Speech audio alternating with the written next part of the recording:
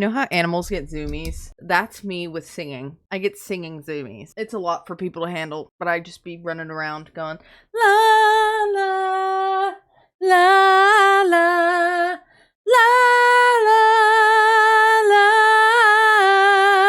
That's one unrelated note. I always have to have unrelated things in my videos because I just think of things that I like saying to people. Have y'all ever had the famous bowl from KFC? That shit is so good that it's like criminal. Coming from a person who loves mashed potatoes and chicken. My shelf back there looks bare. It's because I have all my books right here. This is gonna go so badly. No, it's not. So this is what I read in 2024. I am wearing my book fit. I do have an Akatar t-shirt. I also have an Akatar sweater. But look who has Akatar pajama pants. If you know, you know. It says Bad Boys on here. And then it has... What does that say? Oh, Azrael. It's upside down. And it says Cassian. Here's Cassian and Reese.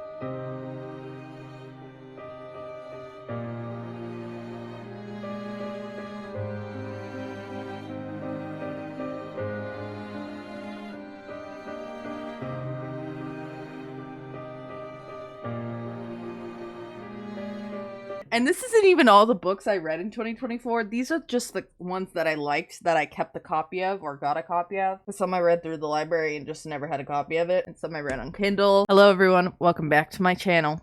My name is Honey, and this is my 2024 book tag. Now, I have lots of hobbies. I have social media, my actual job, my music job. I have video games. My number 5 is reading, and I've gotten back into reading this year because I started reading Akatar because my dear friend, it just went downhill. But I used to be a reader, like a really, really heavy reader when I was younger. Like today I was looking at pictures that my mom sent me and it was just me like reading constantly. And I was reading at like a 12th grade level in 6th grade. I read like Red Queen, the Selection series. Really when I started high school, it kind of just stopped because I was so busy. Like I was constantly doing stuff. I tried to get back into it in college. That's when I read like Lolita and like The Perks of Being a Wallflower and stuff like that. And like I liked Lolita, but I wasn't really like getting back into it because I was so busy still. And then now going online school. Oh yeah, that's another thing I do, online school. But I've made time for reading. I say that as it's taken me like 2 weeks to finish this one book, but it's fine because I'm in a slump. This is just going to be a little yapathon of my reading recap, kind of what I enjoy, different questions about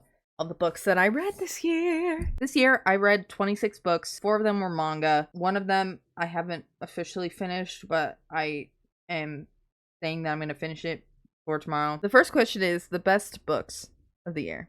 Okay, let's just say the entire Akatar series. The entire Akatar series. 5 stars, all of them. And I know that's controversial for people that I give all of them 5 stars. I don't care. The whole Akatar series. However, these 3. The 2nd, the 3rd, and the 5th book of the Akatar series. I can't pick, okay? I had a ranking and I feel like it's changed and I can't pick a favorite out of these. I'm not saying this is my favorite, but this spoke to my soul. Obviously, I love the love story and the action and all of that, but I didn't relate to Feyre. Nesta, girl and I are made out of the same cloth. I don't know what to say. It's the oldest sister syndrome. My other 5-star read of the year, Happy Place. This was not a happy read. Like, okay, I'm sorry. Let me take that back. This was a good read, but man, towards the back half, I was sitting in my reading nook, sobbing my eyes out. I was not fully happy reading this, but it is a beautiful book, and I totally recommend this. That's all I can say. I don't want to spoil anything. Books that I haven't read, but I want to. Next year, I'm gonna tackle Throne of Glass, okay? I'm going to. However, I want to read Crescent City first. I got it for Christmas. I want to read The Cruel Prince also, because I felt like I've read a lot of romantasy, and which is fine, but I just want to read like some good political fantasy. And then I need to get to 7 Husbands of Evelyn Hugo, and yes, look at these frayed edges. La! My most anticipated books for early 2024. I'm going to a book release party and Q&A with Rebecca Yarros of Fourth Wing and Iron Flame fame. And I will probably vlog it. It'll be very fun. I hated the ending of Iron Flame. So if this book is more of that. I may not like it. I'm not gonna lie to you. Zayden, don't do this to me. Don't do this to me. I hate miscommunication. That was all that happened in this book. I'm gonna ignore it, and we're gonna go back to Fourth Wing. Fourth Wing was so lovely and such a good time. We're gonna pretend like Iron Flame doesn't exist, okay? Another book that's coming out is the Powerless series. And yes, I like this series! I know it's not the best written, but they're coming out with the third book, Fearless, and I pre-ordered a special edition copy from England for me and my best friend. We are obsessed. This is where I get to fully lose my mind. My biggest disappointments of 2024. You follow me at all on TikTok and watch my book videos, you're probably gonna know the answer to this question. I read Lightlark. Why would I do that, you ask? Well, I saw a copy of it in the library. It makes sense why it was in the library and I didn't have to wait for it, because I'm so glad I didn't spend my own money on that. I think I would have been so mad. Lightlark, there's so many issues with it, and I'm just trying to figure out where to start. Okay, let's start out with the writing. Again, I liked Powerless. So my standards for writing, I feel like, are not that high. I can overlook it if you have a good plot, okay? But there wasn't even that. So the writing was excruciating. It was one of the worst written books I've ever read in my entire life. Secondly, the main character, insufferable. The love interests, insufferable, except for Grimm, but I barely saw him. And the twist at the end doesn't make sense at all. I don't know where she goes from this. I heard it devolves even worse than what it devolved into in Lightlark. I finished it, screamed, and said, I am never reading any one of these books ever again. And I was buddy reading it with my friend, and she got proposed to like the day of. And now every time I think about their proposal in this beautiful moment, I also think of Lightlark. There's no reason why there should be a love triangle in this. Like, I'm not the biggest fan of love triangles, but it can sometimes work. There was nothing to even like about the main character. So why are they both interested in her? It was like so bad at one point that I actually was enjoying it because it was that enjoyable to shit on. But then eventually it just became excruciating and painful. So, Lightlark, there's so much more. I could probably yap about how much I don't like this book for like an hour, but I really don't want to do that. Because am I a hater? Yes. But also I don't want to discourage people's creative processes. But oh lord, that was really excruciating. Like, these next two don't even compare to Lightlark. Also, when someone tells me that they thoroughly enjoyed Lightlark and have no criticisms about it, it kind of makes me question their taste in books. That and Colleen Hoover. Number two, I know this is a controversial opinion, and I can really see why people like this book. I don't know what I was expecting, but it just didn't live up to maybe the hype that was in my head, because I heard it was like a literary masterpiece, and that's not what I got from it. I was mostly bored the entire time, and I really do like historical fiction and stuff like that. But the problem was with this book was like the romance, like weirdness, and like the ending, because there didn't need to be any of that. She didn't need to be in love with like Luke or whatever. And if you don't know what I'm talking about, The Invisible Life of Addie LaRue. I want to call it The Secret Life of Addie LaRue. It's not that. I don't know what her relationship was with Luke. Like, that was a little weird. I don't know what that was about. That was the part that was really disinteresting to me. Like the part where she was like running around from like France to England in different parts. Like, that was the interesting part for me. The romance part was just sucking me out of the story. Didn't really like that book. I got it at the library and I was like fully expecting, like, I genuinely before I was like, maybe I should return it because I feel like I'm gonna like it, so I should just buy the book. I can see how people liked it. I was just sucked out of the story because of the romance elements. And what was his name? Henry? Like, she didn't even really like him. Like, the only reason that she was with him, and he was fine. Like, he was a good guy. Like, what? Also, I don't even remember what happened at the end. What happened? And then the third one, the only book I DNF'd this year, was Done and Dusted. And it really just came down to the fact that I had high hopes for this book. I thought it was going to be way better because I had read some cowboy romance before and I hated it. And I thought it was going to be really better, and it really wasn't. It was just really boring. I'm not going to lie. I couldn't get into it. It was boring. I was bored. The main characters gave nothing. Go Girl, give us nothing. That was both of them, so I was over it. The biggest surprises of this year. Number one, it was just an enjoyable book. Like I said, I'm beating a dead horse when I say this. It's definitely not without its criticisms, but I enjoyed it. I went into it because I read this after Lightlark. I went into it expecting to fully hate it, and I see the spelling errors and I see the slightly awkward writing, but Kai, and it was good action.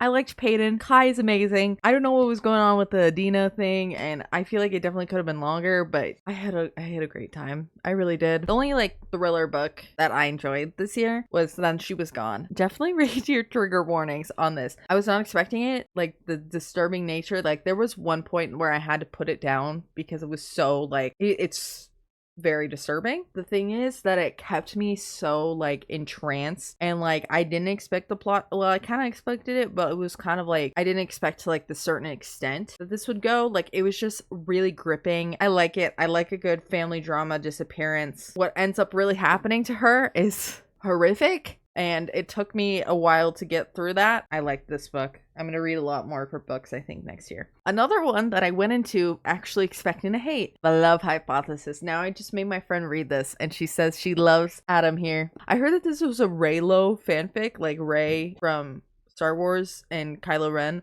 If that's true, that's actually hilarious. But it was just sweet. A nice little rom-com. I like the academia setting, and I didn't hate Olive, but Adam really stole it for me.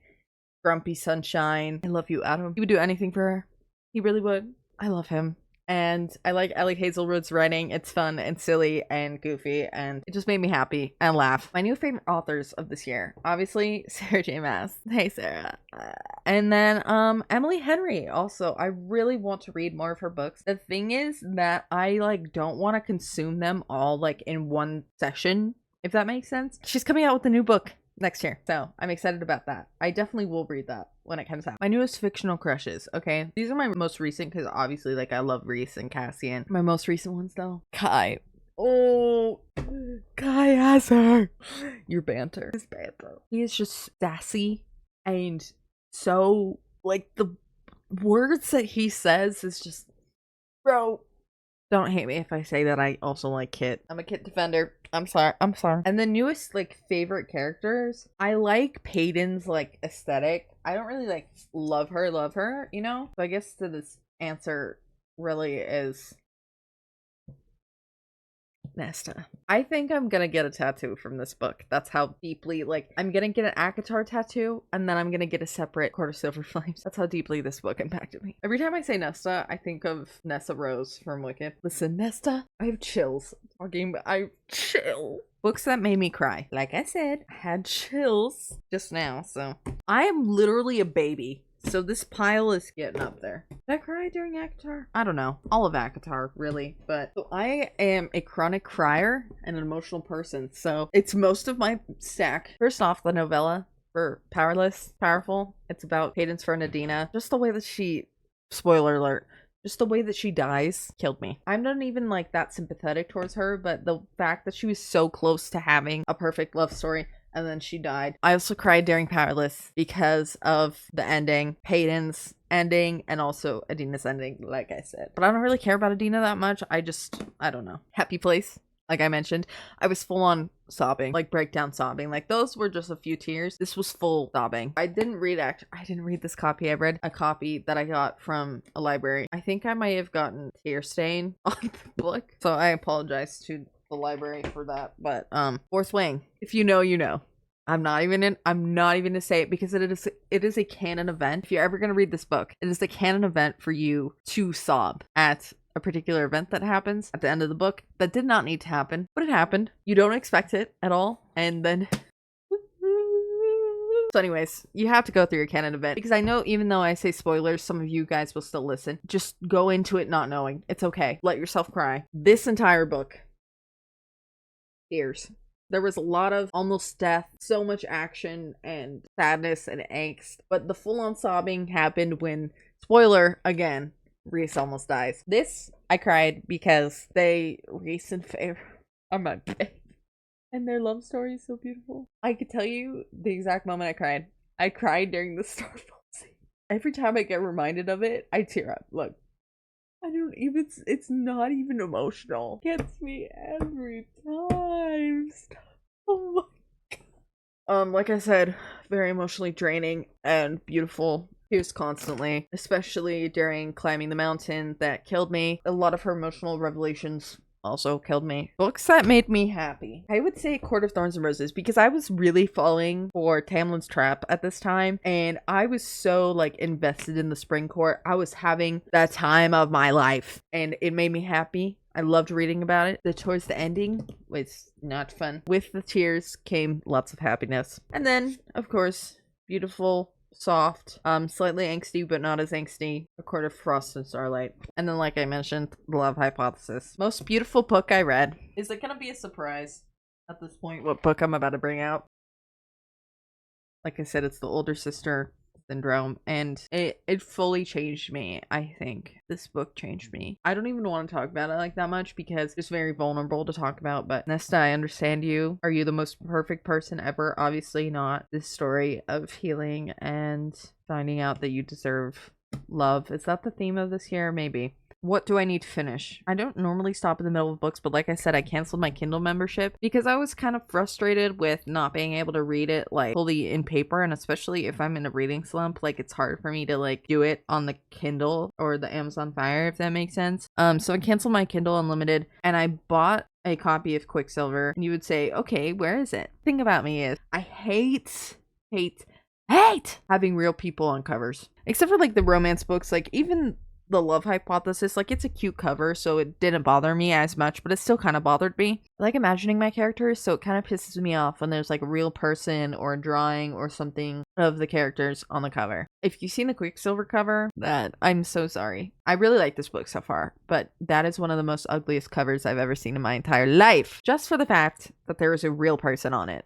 and I hate it. I bought the original indie print. I haven't even finished the book, and I bought the original indie print of it because I was having a hard time reading it on my Amazon Fire, and I got frustrated, and I hadn't read anything, and I canceled my Kindle Unlimited, and then I just used that money that I would have used on the Kindle Unlimited to buy the indie cover. It's in the mail currently, and I need to finish it. But besides that, I finished all the books that I started. So the books I didn't like this year, we already talked about Lightlark and Done and Dusted. I wouldn't count The Invisible Life of Addie LaRue as something I didn't like. Like, I was expecting more, but it wasn't like a bad book, you know what I mean? These next books I'm gonna tell you frustrated me to no end, and I feel like this is again an unpopular opinion. Wild Love by Elsie Silver. I don't know why y'all like those books. The way that she writes and the plot beats make no sense. That's just my opinion. I don't like them. I read it because it was so bad that it was good at one point, but I just could not see myself wasting time to ever read another one of her books. Unless you guys tell me that Wild Love is just a one-off book and it's not like her other ones, but if it's exactly like her other ones, I don't want to read her other ones. And I was really sad because I really wanted a good cowboy romance. It just, yeah, the main character was insufferable. Ford was fine. I don't know why he took in a random little girl. I think that was the part that just got me. Why would you ever take in a random girl like that? Really, like, genuinely. It was just a ploy to make him a dad, which he wasn't really, so. The next one was a classic, Of Love and Other Demons. I read that in the middle of ACOTAR, by the way. I thought it was going to be a nice break. Of Love and Other Demons is like Lolita, but worse. And it's Spanish Lolita. He actually gets away with it in the end. And there's like some weird incestuous undertones. I don't know what Marquez was on when he wrote that book. Another one of my library picks, The Spanish Love Deception. I wanted to like it. I'm Hispanic. I like the Hispanic family dynamics. Like, I feel like it could have definitely been a good book, but why was it was so long for no reason, first off. Second off, the entire, like, first third of the book is so painfully slow and exhibition, and it's not giving. The characters weren't giving, except for Aaron. Like, he was fine, but everyone else was just annoying, and I don't know. And then also they had cartoon people on the front, and that didn't add to my liking of the book. The Housemaid. I actually didn't hate it. I'm definitely gonna watch the movie when it comes out. Like I said, I don't like Colleen Hoover. I was getting flashbacks to It Ends With Us, and I guessed the secret practically immediately, and it was just, I don't know. I don't know what it was about it. I just don't like books with DV in it. I don't know. It's just not fun for me to read about that. Secondly,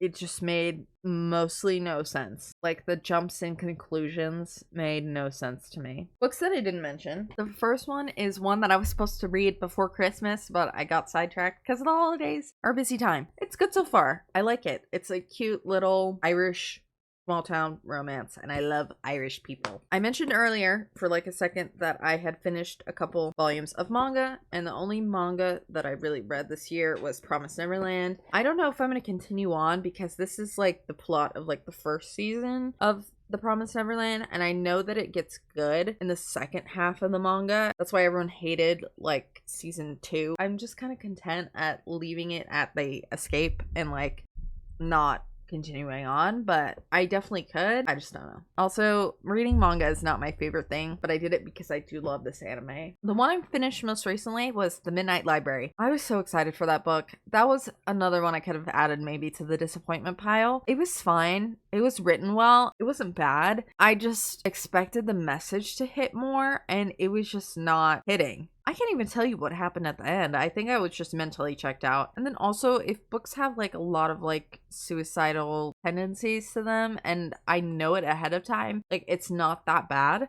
But this I wasn't expecting, and I don't know. Also, I just couldn't handle the cat thing. It just wasn't my fave. It really wasn't. And it wasn't really the book's fault. It was just me also personally. I just wasn't vibing, you know? Like, I know what it was trying to say, and it was trying to say like no matter what like is happening in life, like you're not gonna have a perfect life, which makes sense. But I think, and also like you shouldn't have regrets because you're gonna have regrets like regardless. It felt very like this is your life and you can't change anything about it, so just live with it. And that feels very like nihilistic to me, and I don't know if I necessarily agree with that, because definitely you can make changes, you can go after your passions, and it's not saying that everything's gonna be perfect, because nothing's gonna be perfect 100% of the time. Obviously, like even if you're a celebrity, that's not gonna automatically make your life perfect. However, I think that there are ways to make yourself happier and make yourself more fulfilled, and I just didn't agree with how the book kind of portrayed that, like you're stuck where you're stuck and nothing matters kind of thing. At least that's what I got. It definitely can be interpreted a different way. Reckless, not my fave. There was absolutely no plot in this, in my opinion. Okay, in my opinion, because people are like, oh my gosh, there was so much character development, and yes, I agree, but they were basically walking across a desert the entire time, dealing with each other's crap. Like, why wasn't this an email? Is kind of what I was thinking. Like my thought is, why wasn't it this part of the book? It only got good when we were back in Ilia. Already said my gripes about this book. It was good. I just don't like miscommunication. The way that she ended it is just annoying, and I fear that that's gonna be like the whole plot of the next book, and I'm just not happy. The one religious book I read this year that kind of has like the same vibes as Midnight Library, I'm feeling, where it's like I liked the book, but I didn't agree with its like conclusions on certain philosophical ideas. I also like how I go from like powerless to like my Christian philosophy books. Like these are my two sides of my brain. Yeah, so I like this book. There was a few things I'm like raising my eyebrows at, you know, like I don't know. And obviously there's lots of disagreement within the church about different things. Yeah, there was a few things I was like, I don't know if that's exactly biblical, and hey, this is fiction. But I do like the concept of this is what the demons and Satan think about when they are trying to go after you. I really like that, but like there's some things where I just like can't fully get on board with it.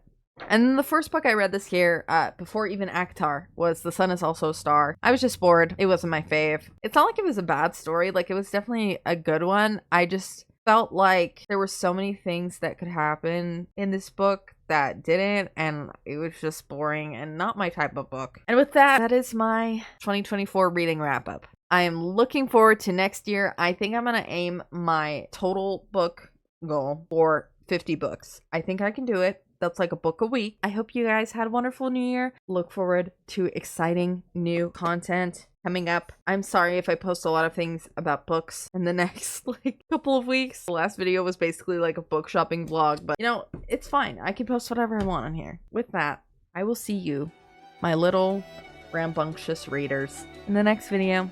Bye!